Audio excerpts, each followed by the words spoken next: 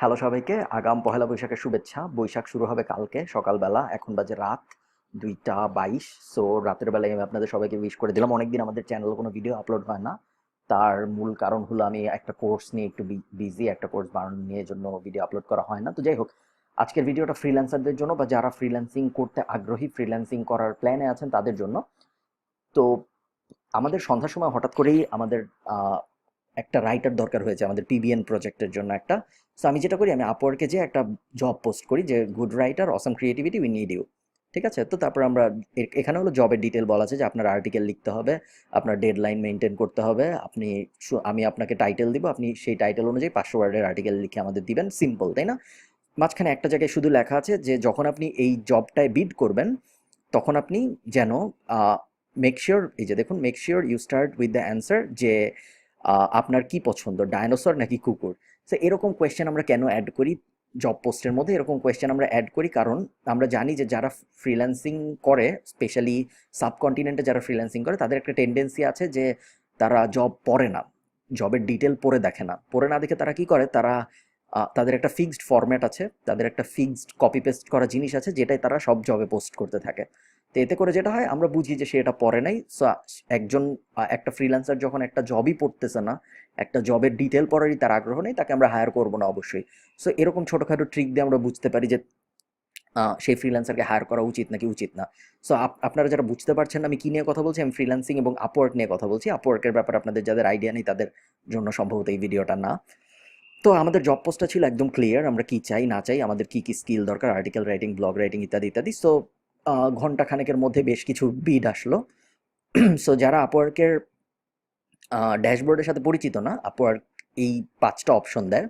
5টা অপশনের মধ্যে প্রথমটা হলো ইনভাইট ফ্রিল্যান্সার। ইনভাইট ফ্রিল্যান্সার থেকে আমরা চাইলে বিভিন্ন ফ্রিল্যান্সারদের আমাদের জবটায় বিড করতে ইনভাইট করতে পারি। ইনভাইট করলে তারা ইনভাইটে এসে, ইনভাইট অ্যাকসেপ্ট যদি করে তাহলে তারা এসে বিড করতে পারবে। ঠিক আছে, রিভিউ প্রপোজালে হলো আসল বিডগুলো থাকে, যেগুলো আমি আর্কাইভ করি নাই বা আপওয়ার্ক আর্কাইভ করে দেয় নাই। সো আপওয়ার্ক কখনো কখনো নিজেই বুঝে যে যে মানুষটা বিড করেছে, যে ফ্রিল্যান্সারটা বিড করেছে, সে এই জবের জন্য ভালো না। তো তখন আপওয়ার্ক যেটা করে, তখন আপওয়ার্ক নিজেই ওটাকে আর্কাইভ করে দেয়। ঠিক আছে, আর কখনো কখনো ফ্রিল্যান্সারটা ভালো পড়ে, ফ্রিল্যান্সারটা ভালো হয়। এই যে রিভিউ প্রপোজালে যারা আছে দেখুন, বেস্ট ম্যাচ, বেস্ট ম্যাচ, এরা সব ভালো ফ্রিল্যান্সার। সোমর দিলে আরও কিছু পাওয়া যাবে, এরা হলো ভালো ফ্রিল্যান্সার। এদেরকে, এরা অলরেডি আর্কাইভ হবে না যদি যদি না আমি আর্কাইভ করি। ঠিক আছে, সো আমি অনেককেই আর্কাইভ করেছি ইতিমধ্যে, কারণ আমি একটু পরে হায়ার করবো, ভাবলাম হায়ার করার আগে ভিডিওটা করে ফেলি। তো আর্কাইভ যাদের করেছি তাদের মধ্যে একটা ইন্টারেস্টিং বৈশিষ্ট্য আপনারা দেখতে পারবেন। আমরা বিদেশিদের নিয়ে কথাবার্তা বলবো না, কারণ এদের ব্যাপারে আমাদের আগ্রহ নাই। আমরা বাংলাদেশিদের নিয়ে কথাবার্তা বলবো। প্রথমেই হলো এই যে আর্কাইভ। চলুন আমরা প্রথম বিটটা দেখি। এই লোকটা বিট করেছেন, ইনি একজন বাংলাদেশি।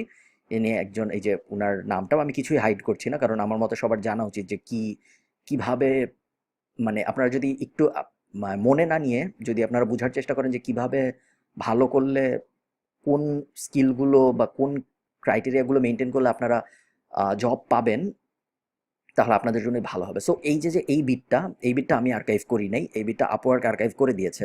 কারণ আপওয়ার্ক জানে যে এই লোকের যে জব পোস্ট, মানে আমার যে জব পোস্ট, তার সাথে এই লোকের বিটটা যায় না। ঠিক আছে, দেখুন, which one do you like better, selfie or the old style of taking photos. আমি কভার লেটারের সাথে একটা কোয়েশ্চেন অ্যাড করে দিয়েছিলাম। কভার লেটারের সাথে নিচে একটা কোয়েশ্চেন এখানে অ্যাড করা ছিল। এই যে কোয়েশ্চেন, এটা আমরা জাস্ট জানতে চাই যে, যেহেতু আমি একটা রাইটার নিচ্ছি, আমি একটা রাইটারের কাছ থেকে 100 ওয়ার্ডের একটা লেখা জানতে চেয়েছি যে তার কি পছন্দ, সেলফি পছন্দ না আগের স্টাইলের ছবি তোলা পছন্দ। সে উত্তর কি দিয়েছে, লেটার। সে এটার জন্য বিড করা, মানে এটার তার লেখার প্রয়োজন বোধ করে নাই।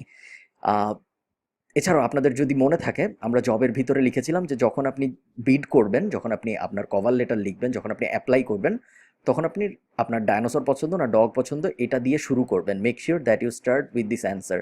ঠিক আছে, সে অবশ্যই তা করে নাই। সে তার নিজের মতো একটা বিড করেছে, এবং আমরা এটা থেকে বুঝতে পারছি যে সে আসলে জবটা পড়ে দেখে নাই। সে তার ইচ্ছা মতো একটা বিড করে ফেলছে, এবং সাথে সে হাবিজাবি ডকুমেন্ট অ্যাড করেছে, যেগুলো আমরা ফিরেও তাকাবো না সেগুলোর দিকে।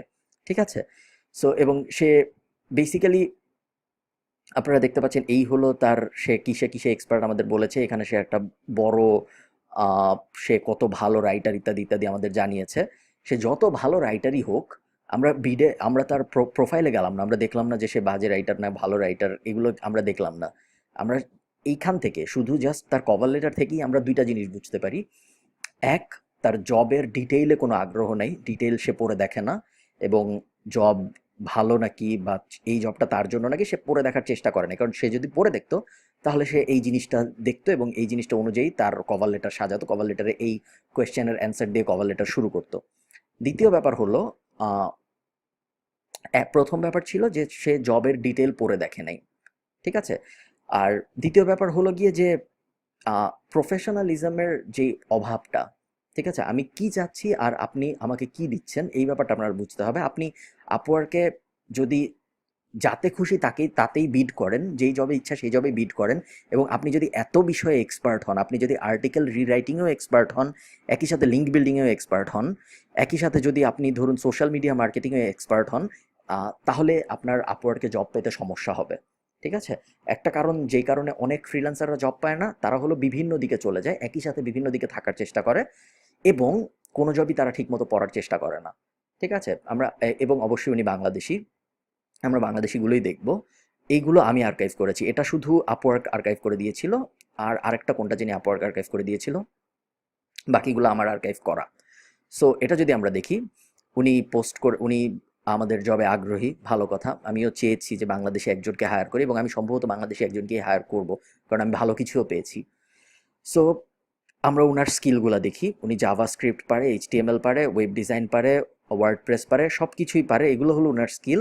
দেখুন, স্কিলের মধ্যে উনার আর্টিকেলের কোনো স্কিল নাই, কন্টেন্ট লেখার কোনো স্কিল নাই, ঠিক আছে। দেখুন, এই যে এগুলো কিন্তু উনি দিয়েছে, এগুলো আমি দিইনি, উনি ওনার স্কিল সাজিয়েছে, ওনার প্রোফাইলে কি কি স্কিল ওনার, এগুলো উনিই লিখেছে, এবং এগুলোর মধ্যে কোথাও কন্টেন্টের বা আর্টিকেল লেখার কোনো স্কিলের কথা বলা নাই। এখন আমার দরকার আর্টিকেল রাইটার, উনি ওয়েব ডিজাইন পারুক বা না পারুক তাতে কিন্তু আমার কিছু যায় আসে না। আমি প্রথমেই যখন তাকাবো এই জবটার দিকে, এই এই বিটটার দিকে, তখন আমি দেখবো যে না, আমি যে স্কিল খুঁজছি ওনার সেই স্কিলটা নাই। এরপর আমি যদি নিচে নামি, দেখুন, বিকজ বানান ভুল, উনি এই প্রশ্নটার অ্যান্সার দিয়েছে, আগের জনের মতো না। আহ, উনি অ্যান্সার দেওয়ার পর্যন্ত কেয়ার করেছে। উনি বলেছেন এই যে বিকজ বানান ভুল, because in this mode I can see my self, I এর আগে একটা স্পেস দেয় নাই, ক্যানের আগে একটা স্পেস দেয় না। বেসিক্যালি এইটুক পড়লেই যে কেউ বুঝতে পারবে যে ওনার ইংলিশের দৌড় কতটুকু। আমরা বলেছি 100 ওয়ার্ড লিখতে, উনি সম্ভবত 20 ওয়ার্ডও লেখে নেই, হয়তো উনি প্রয়োজন বোধ করেনি বা ভেবেছেন যে আমি অনেক বিট করি, হয়তো আমি কাজ পাবো। বাট আপওয়ার্ক ব্যাপারটা ওভাবে কাজ করে না। আপওয়ার্কের ব্যাপারটা যেভাবে কাজ করে সেটা হলো, আপনার বিট কম করতে হবে, কিন্তু বিট করতে হবে একদম বুঝে শুনে, ডিটেইলড বিট, এবং ভালো মতো পড়ে বিট করতে হবে জবে, ঠিক আছে। এবং একই সাথে আমরা যদি নিচে আসি, উনি I am a web designer with depth knowledge of web designing and development. তাতে আমার কি যায় আসে? আমার দরকার রাইটার, আপনি ওয়েব ডেভেলপার নাকি আপনি কিসে কিসে ট্রেন্ড, তাতে কিন্তু আমার কিছু যায় আসে না। আমার দরকার আপনি 500 ওয়ার্ডের আর্টিকেল লিখতে পারেন নাকি, সে বিষয়ে আপনি কিছুই বলেন নাই। কেন বলেন নাই? কারণ আপনি জবটা পড়েন নাই, এবং আপনি যে জবটা পড়েন নাই এটা একটা কপি পেস্ট জিনিস, এবং এটাও যে একটা কপি পেস্ট জিনিস। হাই, আই এম অমুক, I can do your work, I will perfectly complete your project, if you give me your work I will do this work. অবশ্যই আমি যদি আপনাকে দিই আপনি করবেন, এই জন্যই আপনি বিট করেছেন। বাট আপনি যে জবটা পড়েননি এটা আমরা জানি, কারণ আপনি জব পড়লে আপনি ডাইনোসর পছন্দ না কুকুর পছন্দ এটা আমাদের জানাইতেন। আপনার যদি জবের প্রতি কেয়ার করার ইচ্ছা থাকতো তাহলে আপনি 100 ওয়ার্ড লিখতেন, 10 ওয়ার্ডে শেষ করে দিতেন না। এবং অবশ্যই আপনি এই জবের জন্য যোগ্য না। ইংলিশে ভুল টুল সেটা আলাদা কথা, স্কিলে ভুল থাকলে বা স্কিল কম থাকলে সেটা আলাদা বিষয়। বাট যেই ব্যাপারগুলো আমাদের একদমই হাতে আছে, প্রফেশনালিজম, ঠিক মতো জবের ডেসক্রিপশন পড়ে অ্যাপ্লাই করা, এই ব্যাপারগুলো আমাদের একটু মনোযোগ দিতে হবে, নাহলে আপনার জবটা এরকম আর্কাইভ হয়ে যাবে। এবং যখন কয়েকজন ক্লায়েন্ট আপনাকে আর্কাইভ করে দিবে আমার মতো, তখন আস্তে আস্তে আপনি অটোমেটিক্যালি ক্লায়েন্টদের আর্কাইভে চলে যেতে থাকবেন, তখন আর ক্লায়েন্টরা আপনার বিটটা দেখবেই না, ঠিক আছে। এবং একই সাথে আপনার ক্ষতি, একই সাথে দেশের ক্ষতি, দেশের উপরে ইমপ্রেশন খারাপ, এই জন্যই আপনি কখনো কোনো জব পাননি, এবং আপনি যদি এই প্রসেসটা কন্টিনিউ করতে থাকেন তাহলে আপনি কখনো জব পাবেনও না, ঠিক আছে। এখন আমরা রিজন দিব। দেখুন, এখানে যখন আমরা আমরা যখন আপওয়ার্কে ক্লায়েন্ট, একজন ক্লায়েন্ট যখন আপওয়ার্কে কাউকে ইগনোর করে, ডিক্লাইন করে, তখন ডিক্লাইন করার সময় সে এখান থেকে দিতে পারে যে কেন তাকে ডিক্লাইন করছে, এবং আপওয়ার্ক এটা খুব ভালোভাবে খেয়াল করে যে কেন ডিক্লাইন করা হচ্ছে, এবং তার উপর ওই ফ্রিল্যান্সারের পরের ক্যারিয়ারের অনেক কিছু ডিপেন্ড করে, ঠিক আছে। যে দেখুন, ইনসাফিসিয়েন্ট ওয়ার্ক হিস্টরি, এগুলো কোনোটাই কোনো দোষ নেই, ignored instruction in job posting এটা সবচেয়ে বড় দোষ, এবং এটাই আপওয়ার্ক উপরে দিয়েছে, কারণ এটা খুব বাজে একটা দোষ, এবং আপওয়ার্ক জানে যে এটা অনেকে করে। সো আমরা এটা দিয়ে ডিক্লাইন করে দিলাম, ওনার একটু ক্ষতি হলো, বাট 10-এর উপকার হলো আশা করি। সো এরকমভাবে এগুলো সবই আমি আস্তে আস্তে করে দিব। আপনারা যদি আরও দেখতে চান আমি আপনাদের আরও দেখাতে পারি। আমরা আরেকটা দেখি। দেখুন উনার এই লাইনটাই প্রথম কথাই হলো এসইও কনসালটেন্ট। এখন আপনি যদি এসইও কনসালটেন্ট হন, আমার দরকার রাইটার। আপনি যদি এসইও কনসালটেন্ট হয়ে থাকেন, আপনি কেন আমার জবে বিট করবেন, তাই না? আমার জবে বিট করবে রাইটাররা। এখন আমরা যদি আবার এখানে চলে আসি, আহ, দেখুন এটা হলো উনার কভার লেটার, আর এটা হলো কোয়েশ্চেনের অ্যান্সার। উনি 100 ওয়ার্ডের একটা অ্যান্সার লিখেছে, খুবই ভালো। আহ, কিন্তু আমরা যদি এই কভার লেটারে চলে আসি, এই কভার লেটার থেকে আমরা দেখতে পারবো উনিও আমাদের এই জবের ডিটেলটা ঠিক মতো পড়েন নাই। কেন পড়েন নাই এটা আমরা কিভাবে বুঝলাম? এই যে আবারও এই যে যে কোয়েশ্চেনটা ছিল আমাদের, এই কোয়েশ্চেনের অ্যান্সার উনি দেওয়ার চিন্তা করেন নাই। উনি নর্মালি উনার আর্টিকেল কেমন হবে, গ্রামার এরর পাস হবে নাকি, আর্টিকেল ইমপ্রুভমেন্ট পাস হবে নাকি, হাবিজাবি বলে গিয়েছেন, যেগুলো আমাদের বা কোনো ক্লায়েন্টের কোনো আগ্রহ থাকার কথা না। ঠিক আছে। আহ, আমি আপনারা যদি আপনারা মানে ফ্রিল্যান্সারদের বলছি, বা যারা আপওয়ার্ডকে ফ্রিল্যান্সিং করতে চান, আপনি আপনি বলছেন আপনার 3 বছরের এক্সপিরিয়েন্স আছে, 3 বছরের এক্সপিরিয়েন্স থাকার কারণেও, থাকার পরেও আপনি কোনো জব পাননি কখনো। বেসিক্যালি আপনি যদি আপওয়ার্ডকে ভালো করতে চান, বা আপনি যে কোনো ফ্রিল্যান্সিং মার্কেট প্লেসে ভালো করতে চান, প্রথম টিপ, আপনি যেই জবে বিড করছেন, যেই জবে অ্যাপ্লাই করছেন, সেই জবটা ভালো মতো পড়তে হবে। পড়ে বুঝতে হবে যে আমার যে প্রোফাইল, সেই প্রোফাইলটা এই জবের সাথে যায় নাকি। আমরা কিন্তু এই জবের কিন্তু রেট খুবই কম। আমরা ক্লায়েন্টরা যে পে করছি, আমরা খুবই কম টাকা দিচ্ছি, বিকজ এটা একটা সহজ প্রজেক্ট। এবং আমরা নতুনদেরই নিব এই জবটার জন্য খুব প্রফেশনাল কেউ অ্যাপ্লাই করবে না। ঠিক আছে।